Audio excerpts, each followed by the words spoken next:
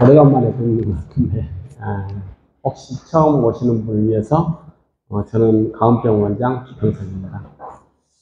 어, 오늘은 좀 덥기도 하고 그래서 약간 다른 이야기 좀 한번 해볼까 합니다.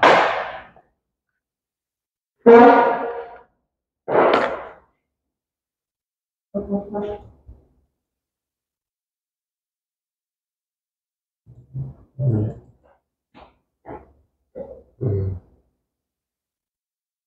이걸 화면을 그 안젤리나 졸리 아시잖아요. 우리가 암이 왜 생기나 뭐 이것에 대해서 사람들이 궁금해하시잖아요. 근데 이제 안젤리나 졸리가 나는 유방암이 생길 가능성이 있다. 그래가지고 했어요. 근데 이 그림 그렇죠. 근데 우리가 이렇게 이제 DNA라는 게 있는데 DNA를 복제를 하다 보면 이렇게 파손이 돼요. 파손이 될 때 그걸 수리하는 기계가 있거든요. 기계가 있는데 이렇게 수리를 해요. PPA. 이것도 이거 억제하는 항암제도 있거든요. 하여간 아무튼 그렇게 하는데 안젤리나 졸리는 브리카라는 게 있어요. 이게 뭐냐면 이게 두 개 다 이렇게 더블 스탠드, 이게 양쪽이 다 가닥이 다 파손이 되게 되면 브리카라는 단백질이 이렇게 와서 수리를 해요. 근데 이 단백질이 돌연변이가 돼 있어요. 그러면 수리를 에러가 생기겠죠. 에러가 생기는데 그 에러가 뭐 안 생기는 사람도 있어요. 왜 그러냐면 안젤리나 졸리처럼 이 단백질이 파손이 됐다 하더라도 실제로 유방암에 걸리는 경우는 그렇게 30% 정도밖에 안 되거든요. 그렇기 때문에 현실적으로는 그 중요한 부위, 암이 생기는 유전자만 건들지 않는다면 암은 생기지는 않아요. 파손이 되고 잘못 에러가 생기겠지만, 그러니까 일종의 복불복이죠. 어떻게 생각하면. 그럼에도 불구하고 중요한 어떤 유전 코드에 문제를 일으키게 되면 이렇게 세포 행동이 이렇게 잘못되게 되죠. 그렇게 되면 세포 행동 중에 제일 잘못된 게 제자리에 참 가만히 있어야 되는데 다른 데 옮겨진다거나 또 자기 자리 위치를 변경해서 다른 자리를 침범한다거나 뭐 이런 것들 등이 세포 행동이 잘못된 거거든요. 그렇게 될 때 암이 생긴다 이렇게 생각하시면 됩니다. 그래서 그 다음에 제가 보여드리고 싶은 게 또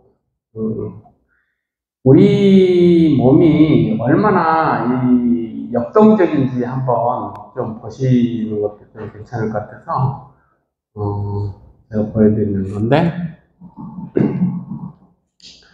이제 세포가 이렇게 생겼잖아요. 근데 제가 뭘 보여드리고 싶으냐면 이쯤 돼서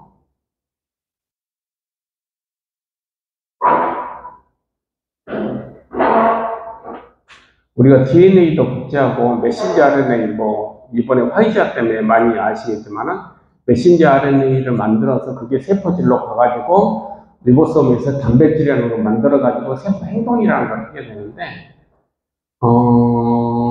이렇게 기계가 있어가지고 그렇게 복제를 하죠. 근데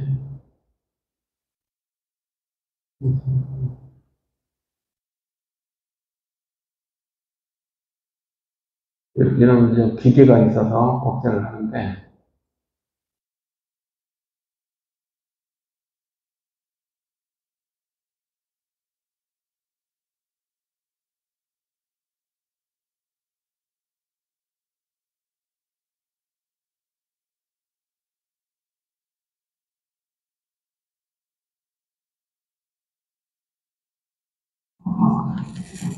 이게 실시간이에요. 실시간. 기계가 작동되는 실시간. 거의 자동 기계죠. 그러니까 제가 뭘 말씀드리고 싶은 거냐면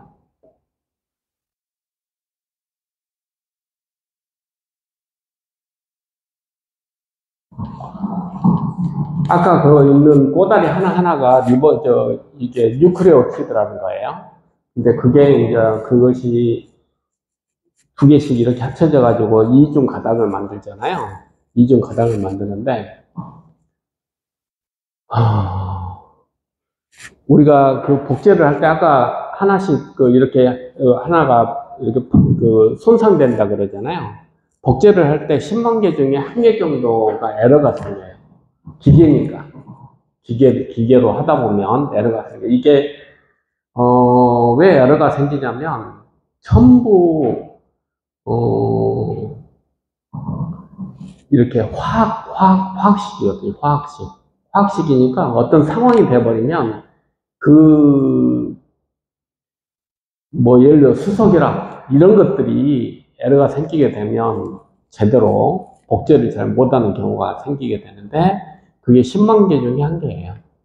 근데 에러가 생겼다고 가만히 놔두냐? 방금 전에 안젤리나 졸리처럼 수정을 해요. 수리를 하죠. 그게 수리를 하게 되면 10조 개 중에 1개를 수리를 하게 되면 100분의 1을 줄여요. 그러면 1000만 개 중에 1개가 돼요. 1000만 개 중에. 근데 그러면 놔두냐? 또 다른 검사하는 데가 있어요. 그것이 100개 중에 99개는 수리를 다시 또 해요. 근데 또 1개를 놓쳐요. 그러면 100분의 10억 개 중에 1개가 생겨요. 우리가 만든 기계 중에서 10억 개 중에서 1개가 에러가 난다면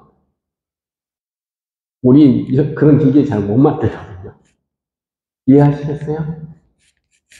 근데 문제는 뭐냐면 아까 말씀한 안젤리나 졸리 이런 것들도 어느 정도 에러가 생기냐면 한 세포가 분열을 할 때 10개 정도가 생겨요. 이중가닥이 파괴가 되는 게. 근데 문제는 뭐냐면 하루 동안 몸에서 만들어낸 뉴클리오티드가 10경계예요. 우리 몸이 하루에 만들어내는 뉴클리오티드가 10경계입니다. 여러분 10경계라는 게 어떻게 생각할지 잘 모르지만 경계라는 단어는 처음 들을 수도 있잖아요. 그래서 제가 여기다가 우리가 1년 동안 1초에 1개씩 센다고 생각하고, 그러면 1분은 60초니까 60초에 1분이니까 60개겠죠? 1시간은 60분이겠죠? 24시간 365를 하게 되면 1년에 내가 셀 수 있는 숫자가 3,153만 개예요. 3,153만 초를 살죠. 그럼 내가 80년 동안 그걸 숫자를 잠도 안 자고 센다고 생각을 하면 내가 일생 동안 셀 수 있는 숫자가 25억 개입니다. 근데 하루에 10경계는 하여간 그렇습니다. 그러니까 내가 뭘 이야기하고 싶은 거냐면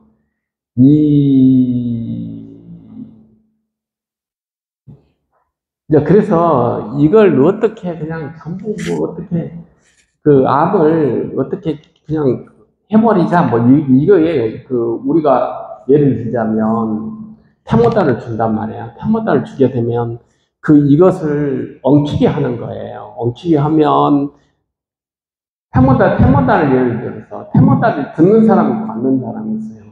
그걸 뭘로 이야기를 하면 되냐면 태모달이 어떤 사람이 듣냐 그러면 가서 애들이 엉키게 하는 거거든요. 아까 DNA 거기 보죠. 그게 이렇게 잘못 이렇게 메틸레이션이 돼요. 화학 결합을 시켜버리는 거예요. 태모달 약이. 근데 그 태모달을 화학 결합을 시켰어. 잘못 시켜가지고 하여간 뭔가 더 이상 복제를 못하게 만들었는데 수리 기기가 좋아버리면 그 약이 듣겠어요? 안 듣겠어요? 안 듣겠잖아요. 그러니까 이게 역설이에요. 역설이 뭐냐면 내가 너무 수리를 잘해버리면 처벌이 안 듣는 거예요. 그래서 수리하는 그 코드가 있는데 그 코드가 작동이 안 되면 약효가 좋은 거고 그 코드가 너무 작동이 잘 되면 약효가 떨어지는 거예요. 이 참 역설이죠. 우리는 수리를 잘하면 좋다고 생각하잖아요. 근데 항암을 쓸 때는 거꾸로 해요. 왜냐하면 이것이 보통 한 2배 이상의 수명의 차이를 내거든요. 그 수리 기기가 있냐 없냐에 따라서. 그러니까 이제 이게 그 어떤 우리가 항암제가 뭐 안 들어서 좀 섭섭하시겠지만 그게 그렇게 간단한 문제는 아니다. 우리 DNA를 뭐 파괴시켜가지고 내가 그 더 이상 복제를 못하게 만들겠다라고 하는 것들이 이렇게 그 수리하는 기계들이 많기 때문에 그 쉽지 않는 거예요. 그러면 좀 더 자연적인 방법은 없을까? 그게 뭐냐면, 그래서 이제 보통 면역 치료를 할 때 처음 이야기하는 게 뭐냐면, 왜 나이 들어서 그 암이 생기냐? 그 이야기 많이 하거든요. 이게 이제 세포수로 따지면 한 500개에서 2000개 정도가 에러가 생긴다고 생각을 해요. 잘못 복제를 하는 거예요. 하루에. 그러면 보통은 어떻게 하냐면 그 에러된 세포를 제거를 해요. 누가? 면역세포가. 근데 나이가 먹다 보면 면역 기능이 떨어지잖아요. 면역 기능이 떨어지는 걸 도대체 뭐 어떻게 하느냐? 이전에 강의해 드렸듯이 코로나에 죽은 사람의 99.9%는 60세 이상이다. 99.9%가 60세 이상은 왜 코로나에 걸려서 죽어야만 하냐? 면역력이 약하다. 도대체 면역력이 약하다는 게 뭐냐? 뭐 이런 문제잖아요. 그렇기 때문에 결국은 우리가 항암제를 쓸 때의 의미, 그 다음에 우리가 면역 치료를 할 때의 의미, 이런 것들은 좀 관점이 틀리죠. 그러니까 뭐냐면 어떻게 보면 하여간 아무튼 그 항암제 쓸 때에 뭐 정식을 못하게 하고 이런 것들이 뭐 효과가 있다라고 이야기하지만 그것이 갖고 있는 단점이 있는 거고 면역 치료의 단점은 뭐냐면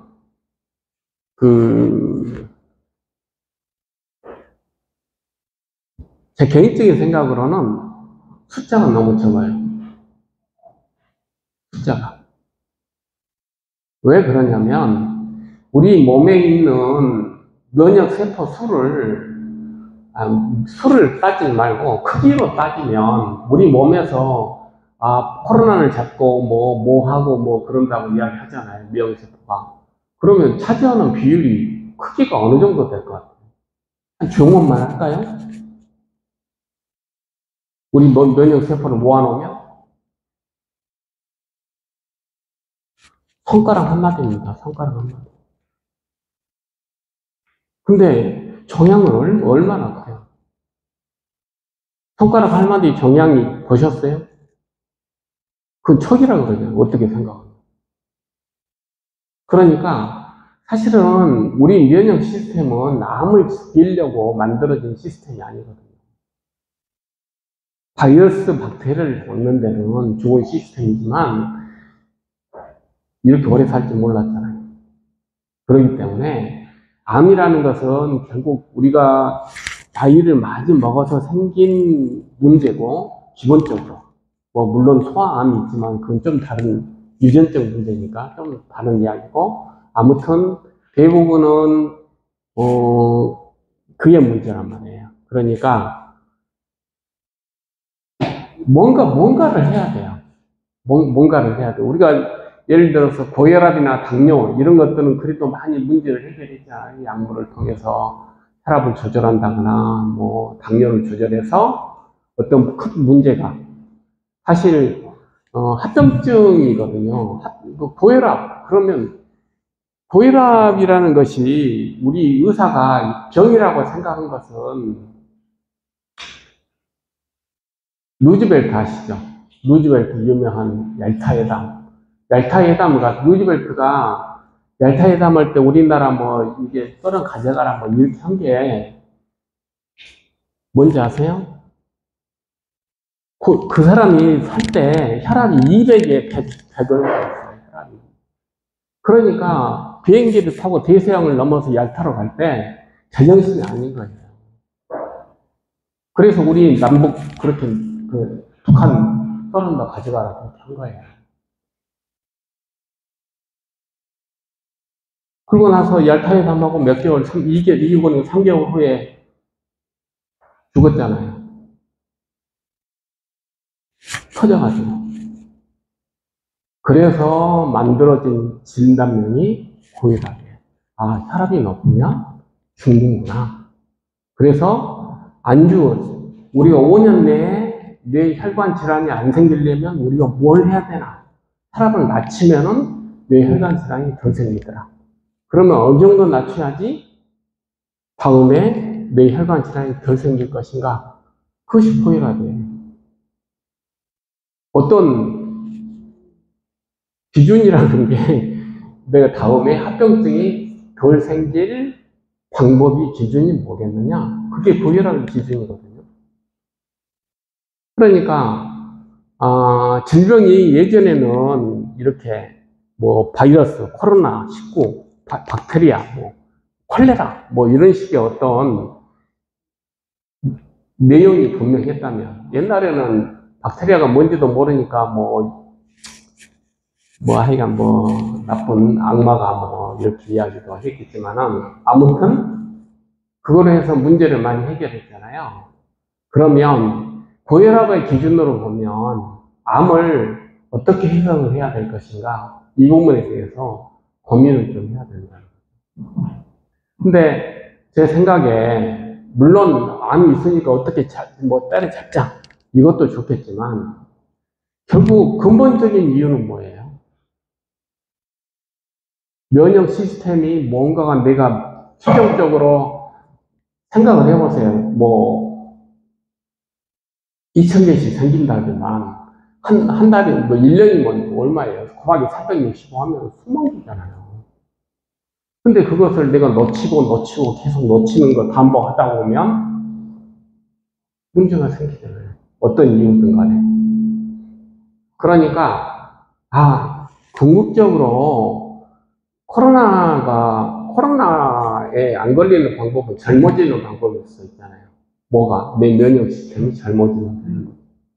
그러니까 제가 말씀드리고 우리가 지금 암에 대한 어떤 접근을 어떤 식으로 해야 될 것이냐 라고 생각을 했을 때 여러 가지 이렇게 분자적인 어떤 접근도 있겠지만은 총체적인 우리 관리 시스템의 관점에서 조금 더 그것을 좀 잘못된 애들을 빨리빨리 제거하는 시스템을 내가 뭔가를 도와줘야만 이 암이라는 문제가 좀 해결되겠구나 라고 생각할 수도 있지 않겠어요?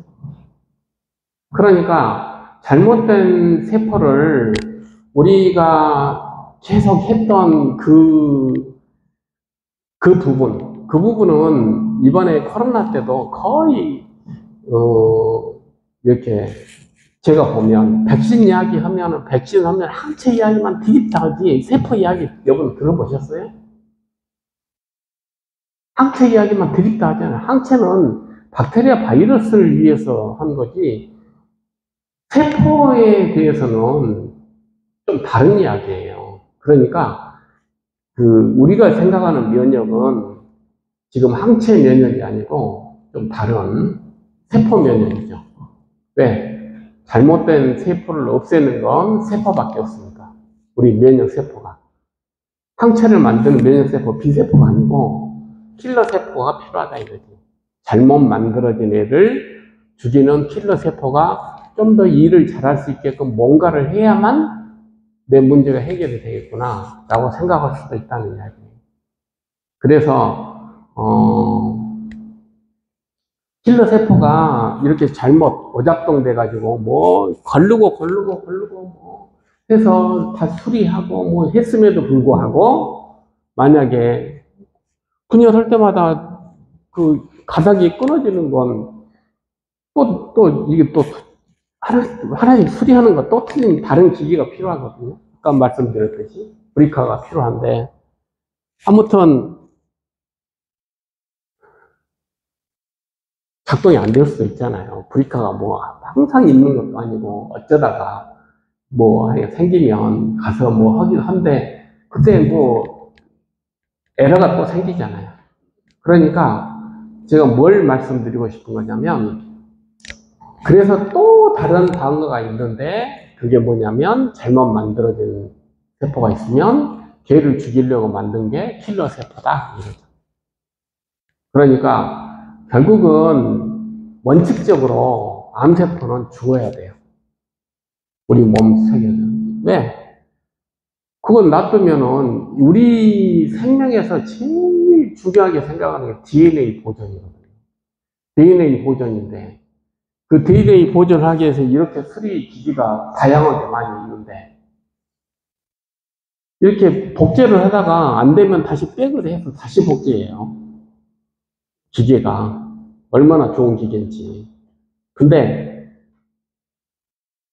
그럼에도 불구하고 하여간 어쨌든 에러는 생길 수밖에 없는 거고 확률의 문제지만 그렇게 생기게 됐을 때 최종적으로 그것을 그러면 제거하자라는 시스템까지 있다는 걸 말씀드리는 거고 우리 입장에서는 뭐 다른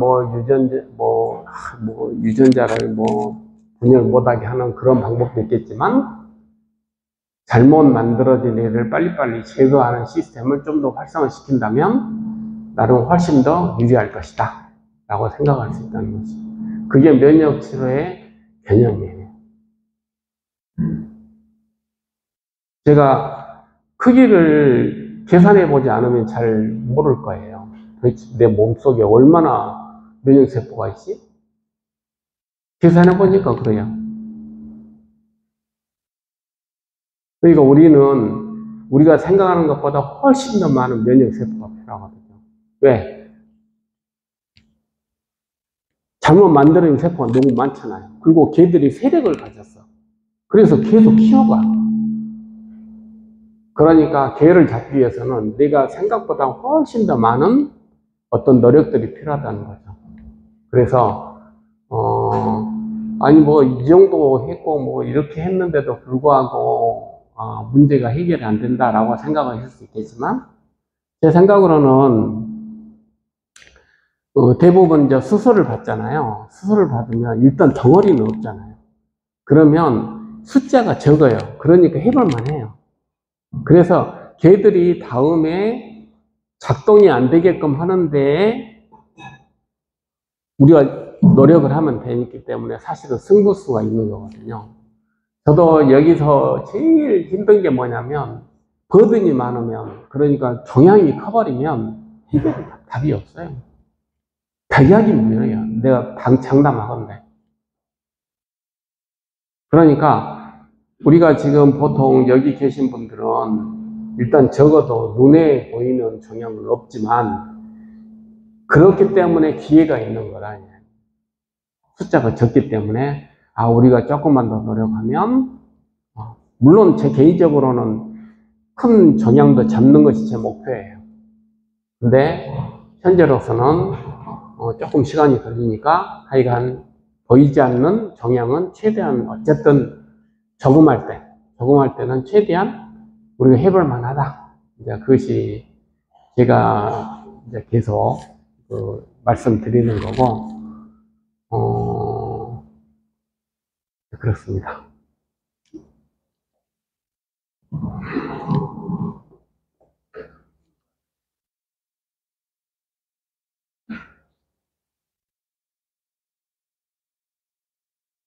이게 그 다음에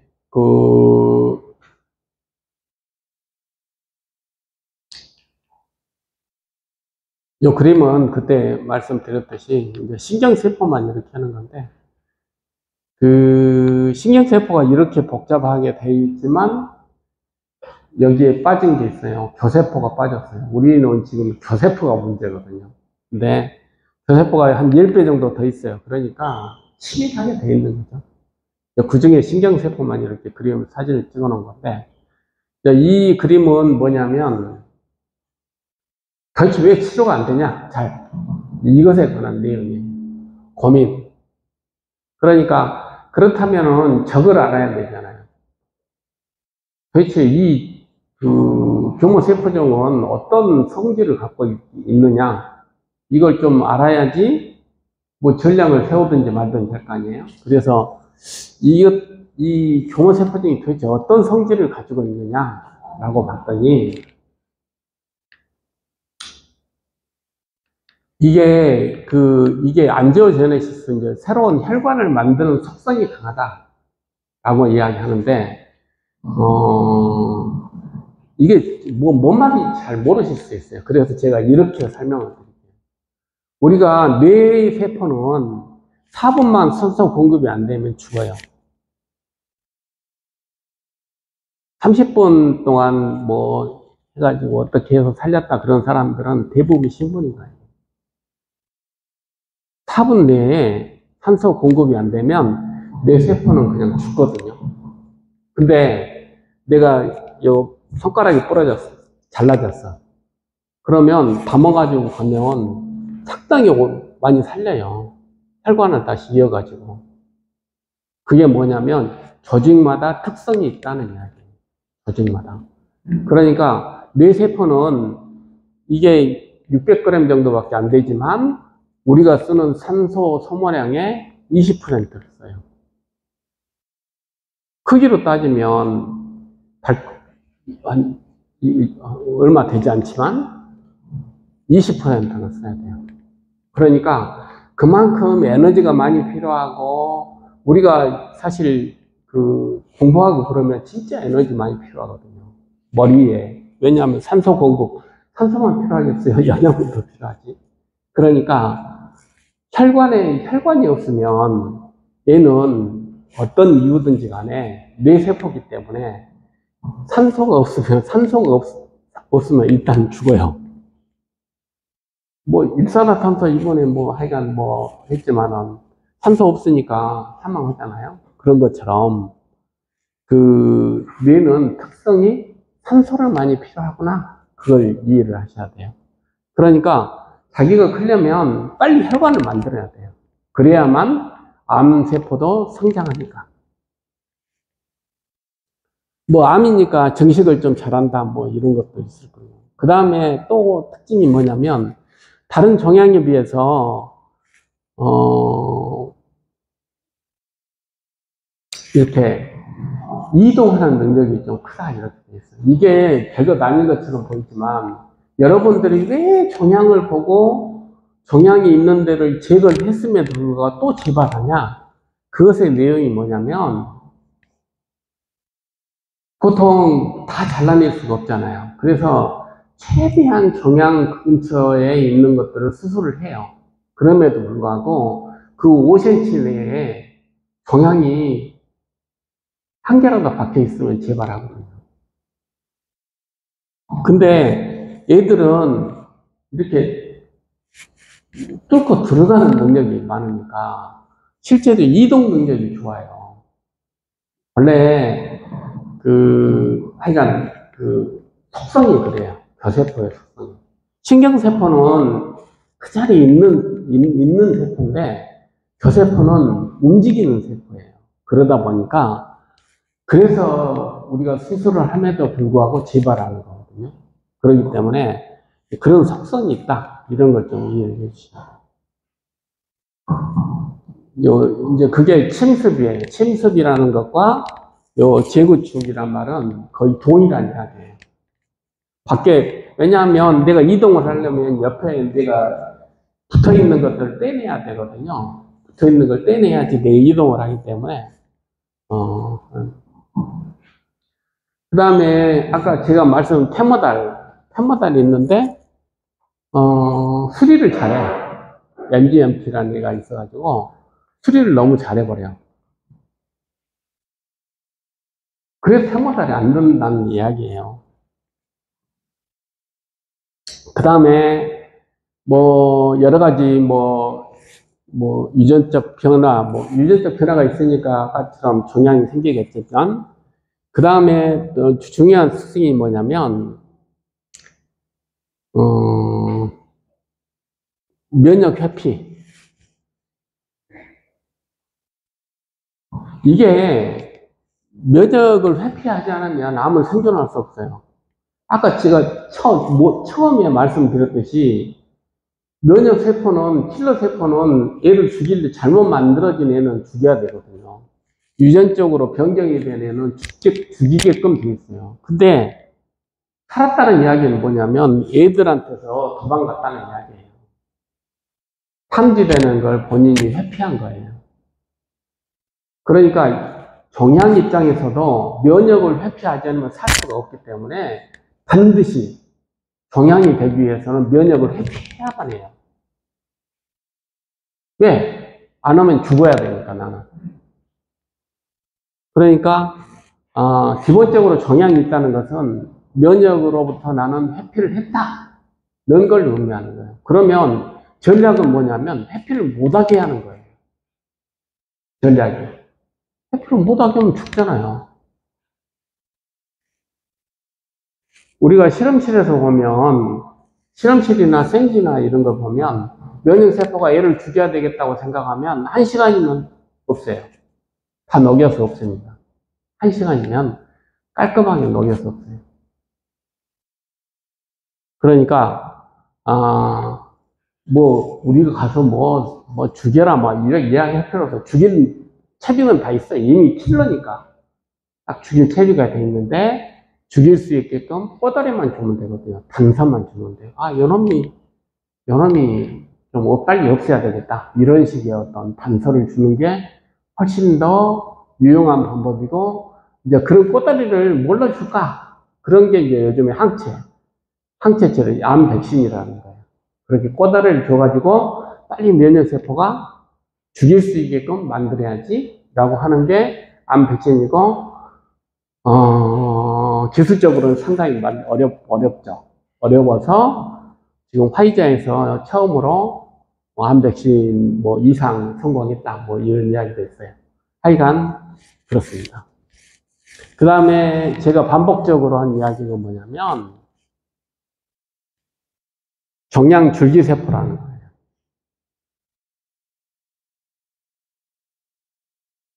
그거 숫자와 상관없이 줄기세포는 계속 증식하잖아요. 근데 여기서 보시면 아시겠지만 줄기세포 마커가 다 틀려요. 그게 무슨 뜻이냐면 줄기세포라 그래서 한 가지가 아니라는 거예요. 줄기세포도 연속성상이거든요. 우리가 발달을 하잖아요. 우리가 정자와 난자가 만나서 이렇게 만들어가지고 기관도 만들고 하고 할 때 그 유전자 풀려서 그 해는 행동이라는 것이 시시각각 변하거든요.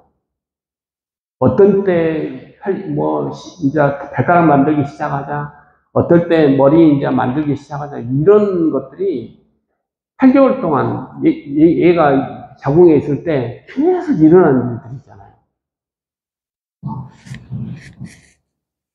그렇기 때문에 우리가 줄기세포라고 이야기하지만 줄기세포 표현형이 다 같지가 않다는 이야기예요.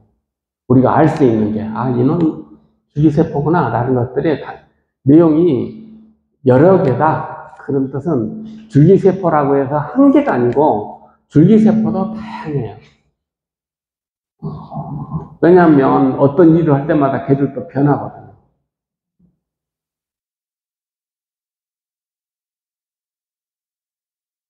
이제 그 다음에 또 어려운 점, 이제 이걸 다시 이제 이렇게 좀 표현을 한 건데, BBB가 있어서 본래 이게 한목적이죠. 왜 그러냐면 독 같은 게 뇌에는 최대한 덜 들어가야 되니까 못 나가게 다 막아놨거든요.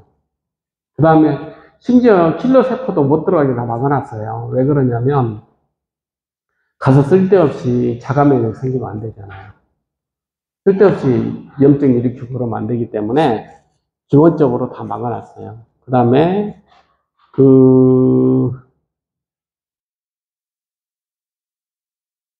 하여간 면역도 회피하고 아까 말씀드렸듯이 이게 파고 들어가 있어서 우리가 수술을 해도 찾기가 쉽지 않고 줄기세포성이 있어서 항암제도 잘 안 듣고 좀 그렇다 그런 내용이에요.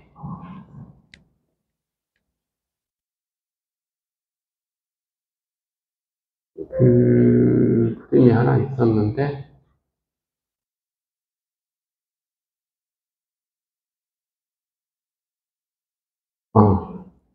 이 그림이죠. 이게 팩에 좀 이상하게 생긴 이런 모양부터 완전한 모양까지 다양하다는 거예요. 미질성이라고 이야기하거든요. 그러니까 근데 신기한 게 뭐냐면 괜찮다고 하는 세포도 다시 요거 하나만 깨서 다시 비양을 하면 또 이 모양이 되는 거예요. 이게 뭐냐면 가소성이라고 해요. 가소성. 그게 뭘 의미하는 거냐면 우리가 생각을 해보세요. 정자와 난자가 만났는데 얘는 피부도 되고 심장도 되고 뇌도 된단 말이에요. 한계세포예요. 근원을 따져보면 한계세포인데 조직을 만드는 거예요. 우리 인간이지만 너는 가서 병사가 되고 너는 교사가 되고 그거 똑같은 거예요. 일을 시키는 거죠. 가소성이란 것은 그 세포로 하여금 어떤 일을 시키는 거거든요. 그런 세포의 종합이 뇌라는 생명체를 유지하는 거거든요. 그러니까 아니 군인이 죽었어. 그럼 보충해야 될 거 아니에요. 보충. 그래서 그러면 처음부터 그러니까 다른 말로 이야기하면 처음부터 나는 군인이다 이렇게 태어나지 않는다는 거지. 너 가서 군인해 그러면 가는 거 하는 거지. 이제 그것의 예를 들어주면 제가 아는 지인이 10몇 년 전에 12년 전에 신장암이 걸렸어요. 신장암이 걸렸는데 12년 만에 췌장에 종양이 생겼는데 그 췌장의 종양이 신장암이에요. 그래서 그분은 뇌분비과도 치료를 받아야 되고 신장내과도 치료를 받아야 돼요. 이해하시겠어요? 그게 가소성을 이야기하는 거예요. 우리가 이동해서 우리가 전이라고 이야기하는 것들은 전부 가소성과 관련된 내용들이에요. 왜 그러냐면 우리가 조직이 손상이 되면 그 조직 땜빵을 해야지 내가 살 거 아니에요. 땜빵을 할 때 정해져 있지 않아요. 누구든지 갔다가 땜빵을 하는 거예요. 누구든지. 이게 무서운 거예요. 왜 그러냐면 그때 진짜 암이라는 애가 오면 답이 없잖아요. 그게 전이니까. 그렇기 때문에 우리가 전략을 좀 잘 세워야 된다. 이런 내용이죠. 그래서 우리가 면역 치료라고 이야기를 하지만 그 전략이 우리가 조금 더 많이 왜냐하면 그 내용을 알아야지 전략을 세울 거 아니에요. 그래서 예를 들자면 이런 거예요. 그러면 이 문제를 해결할 때 제일 좋은 방법이 킬러 세포가 두 종류가 있어요. 하나는 T라는 세포가 있고 하나는 NK라는 세포가 있는데 나는 개인적으로 NK를 선택할 수밖에 없어요. 암을 할 때는. 왜? T는 정해져 있어요. 나는 이렇게 노랑에만 죽여야지 라고 하면 노랑에밖에 못 죽여요. 그런 킬러 세포예요. 그 대신 정확하죠. 이 노랑이 있으면 빨리 죽이고 그러면 여기 그림만 해도 이렇게 복잡한데 어떻게 다 표적을 잘 정해주겠어요. 그래서 T가 쉽지 않아요. NK는 여러 애는 좀 못 죽일 수도 있어요. 여러 애는 못 죽일 수 있지만 이렇게 좀 변형된 애는 그냥 너 변형됐으니까 죽이겠다 이런 애거든요. 근데 이런 애는 뭐 어떤 점이 좋냐면 다시 아까 말씀드렸잖아요. 이런 애들이 다시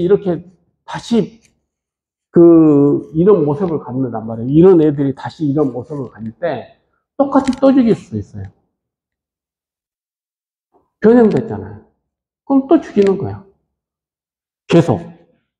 그러면 관리할 수가 있어요. 그래서 나는 암을 죽이는 것보다는 암은 관리를 해야 된다고 생각해요. 왜? 이 이질성, 세포의 가소성을 이해를 한다면 암은 없애는 게 아니에요. 우리가 당뇨, 고혈압도 관리를 하듯이 암도 관리를 하는 질환이에요. 어떤 관리를 해야 되냐? 이렇게 잘못 변형된 애를 수시로 계속 없앨 수 있는 시스템을 확보하는 거죠. 그러면 충분히 관리할 수 있다고 생각합니다. 충분히 관리가 된다고 생각해요. 이제 그게 임상으로 한 게 뭐 예를 들어서 그때 차병원이 NK 세포를 한 달에 2번씩 했더니 1년 했더니 재발 환자도 굉장히 효율이 좋았잖아요. 최소한 2년 이상 이렇게 OS가 그중에 4병은 2년 지나도 생존해 있었고 뭐 이런 내용들이 있어요. 그게 뭐냐면 그러면 다시 질문을 해요. 아까 제가 말씀드렸잖아요. 그때 종양의 크기는 문제가 안 돼요. 종양의 크기에 따라서 NK가 똑같아야 돼요. 성향이 다 크기가 틀리잖아요. 그 계산은 해야 되지 않겠어요? 그렇게 생각하면 사실 한 달에 2번 이것은 사실 뜬구름 잡는 이야기예요. 훨씬 더 우리가 영법과 영양을 정할 때는 종양의 크기에 따라서 이것은 NK가 몇 개가 필요하니까 그리고 뇌에 들어갈 확률이 몇 개니까 우리가 이런 정도를 줘야 된다고 생각할 때 제가 계산할 때요. 일주일에 한 3번 정도를 줘야 되더라고요. 최소한. 비용이 좀 비싸겠죠? 아무튼 그 정도. 계산상 그렇게 나와요. 웬만한 이 정도의 종양을 없애려면 해야 돼요. 그래서, 이거 뭐, NK세포 주는 것만으로도 해결이 안 되니, 조금 더 다른 여러 가지 작전들을 세워서 NK를 좀 적게 줘도 뭔가 관리를 할 수 있게끔 하는 시스템이 좀 필요하겠다라고 생각하는 거거든요. 그래서 이제 나온 게, 제가 여러분들한테 말씀드리는 그런 내용들이에요. 왜? 셀레늄을 썼어. 셀레늄을 쓰면은 얘들이 아까 가소성이 줄어들어요. 가소성이. 이런 애를 셀레나제로 최대한 잡고 있으면 NK 덜 필요해도 되잖아요. 그런 거죠. 그 다음에 NK가 그래도 일을 잘하게 하려면 온열도 필요해요. 왜? 온열하면 NK가 많이 몰려들거든요. 어쨌든 많이 몰려들면 훨씬 더 유리하지 않겠어요? 설사 이런 애들이 좀 변형되려고 하더라도 가서 감시를 계속하고 그러니까 이게 우리가 계산을 해보면 이런 거예요.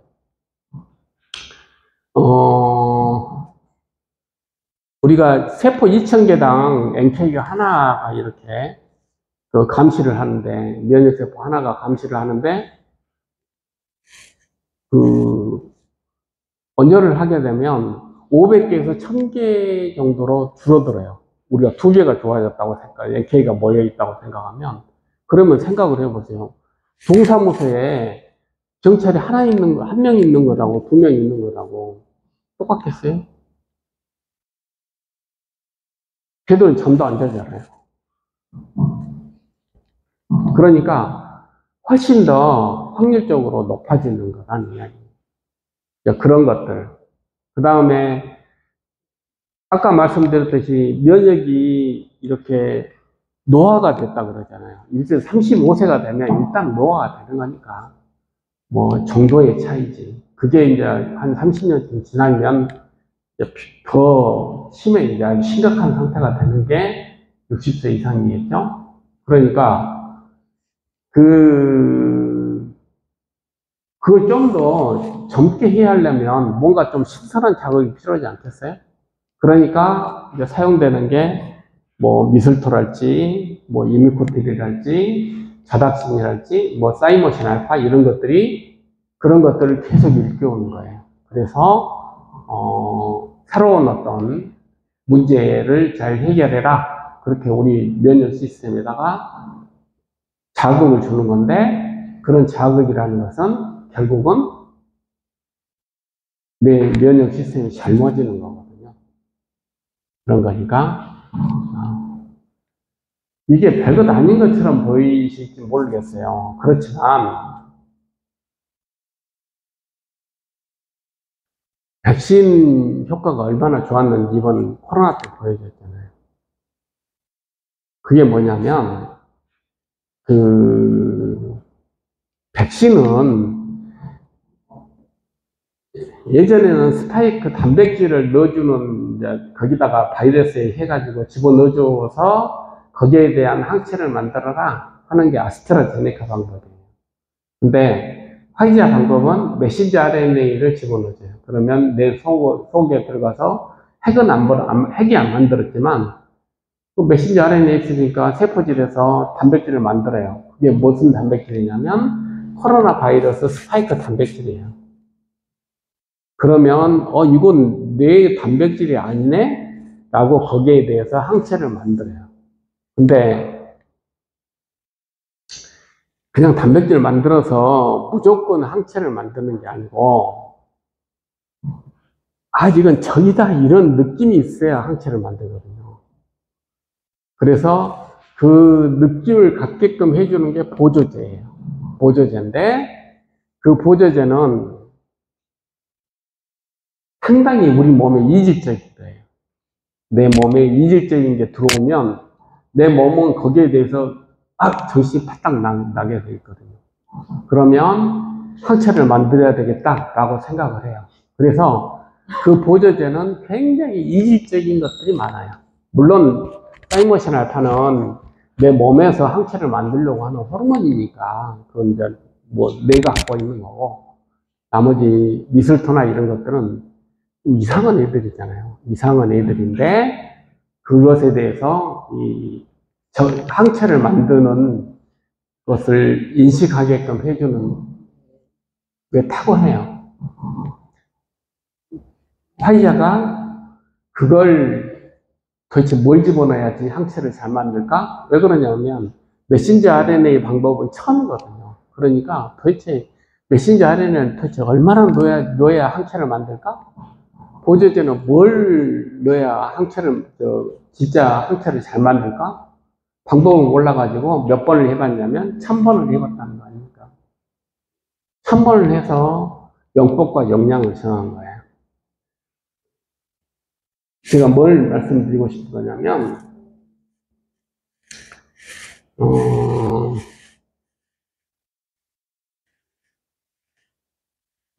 우리가 이제 그러면 뭐 누구든지 좀 쓸 수 있는 거 아니냐라고 생각할 수 있겠지만 우리가 약물로 이렇게 만들어진 그 보조제라고 말했던 미슬토나 이런 것들은 이미 약물로 나왔다는 이야기는 검증이 된 거잖아요. 그리고 쓸 수 있는 게 뭐 다른 알루미늄도 있고 많이 있어요. 근데 그건 그냥 보조제지 내가 쓸 수 있는 게 아니잖아요. 나하고는 해당 상관없어. 내가 있으면 뭐하냐고. 내가 쓸 수가 없는데. 내가 쓸 수 있는 보조제를 찾았더니 미스터하고 이미코텍이다 이런 얘기예요. 쓸 수 있는 거. 내가 뭐 있으면 뭐 보조제 화이자 보조제 다 성분명이 들어있거든요. 근데 그걸 나한테 쓸 수가 없잖아요.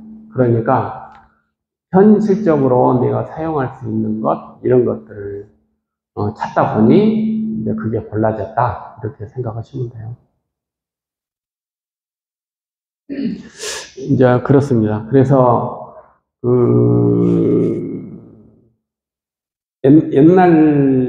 예전에 제가 말씀드렸던 뭐 그런 것들이 왜 중요한지에 대해서 조금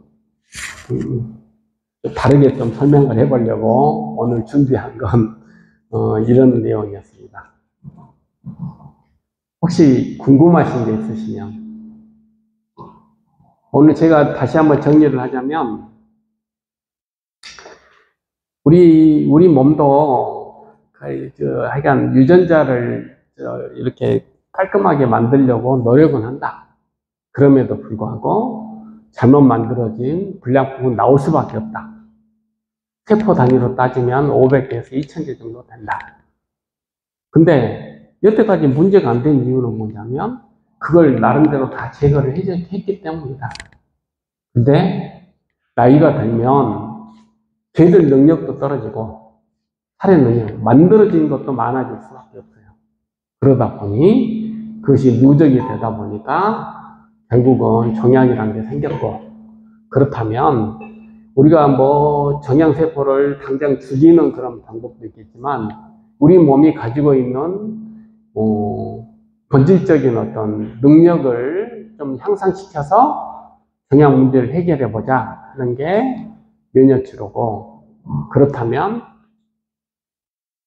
그 면역 시스템이 좀 더 활성화되고 잘 돌아가게끔 만든다면 우리는 훨씬 더 유리할 것이다 라고 생각하는 거예요. 그래서 거기에 대한 방법은 속성, 애들이 적을 잘 알아야 되니까 애들이 어떤 속성을 많이 가지고 있는지. 그래서 사실 줄기세포는 현실적으로 죽일 방법이 없어요. 그러니까 결국은 관리를 해야 된다. 관리를 하려면 어떻게 해야 되냐. 일단 걔들이 쓸데없이 준동을 안 해요. 뭐 일을 안 해야 될 거예요. 복제를 안 해야 될 거니까 일단은 항염제를 잘 먹어야 된다. 항염 치료를 잘해야 된다. 그다음 두 번째로는 내 면역 시스템을 조금 더 젊게 만들어줘야 된다. 세 번째로는 다시 NK가 내가 봐서는 제일 좋은 관리하는데 좋은 킬러 세포니까 그것들을 좀 많이 올릴 수 있는 방법, 뭐 온열 치료할지 아니면 뭐 세포 치료할지 그렇게 해서 보충을 해주면 된다. 이런 것이 요점입니다. 다른 것도 많이 뭐 보는데 그래도 면역 치료에서는 이게 제일 좋은 방법 같아요. 현실적으로 우리가 이용할 수 있고 뭐 그렇습니다. 뭐 논문에 엄청나게 많은 시도들이 있어요. 뭐 카티도 하는, 뭐 카티 보고도 보고 제가 뭐 나노 의약품도 보고 뭐 이런 것도 많이 있는데 하여간 현재 뭐 쓸 수 있어야 되잖아. 우리가 뭐 있으면 뭐하냐고. 쓸 수 있어야 되는데 쓸 수 있는 자원은 현재로서는 이거라고 생각을 해요. 그러니까 그렇게 해야 되고, 그 다음에 운동도 사실은 그게 항염작용이라고 생각하시면 돼요. 그래서 항염작용이면 얘를 이 상태로만 묶어줘도 나는 사는데 지장 없어요. 이미 이 정도는 어느 정도 제거됐으니까 얘 상태만 묶어두면 되잖아요. 근데 사는데 지장 없죠. 있다고 해서 뭐 내가 못 살 것도 아니고. 그러니까 그 관리를 잘 한다는 점에서 조금 안 했던 거니까, 예전에 안 했던 거니까 뭐 좀 힘들겠지만, 그래도 제 생각으로는 이게 관리를 한 사람과 안 한 사람은 확실히 2, 3년 후에는 그게 표시가 나거든요. 그러니까 관리를 잘 하는 게 저는 여기서 많이 보면 하여간 적을 때 관리를 잘하는 게 제일 최상의 방법이다 라고 생각합니다. 네. 네, 마치겠습니다.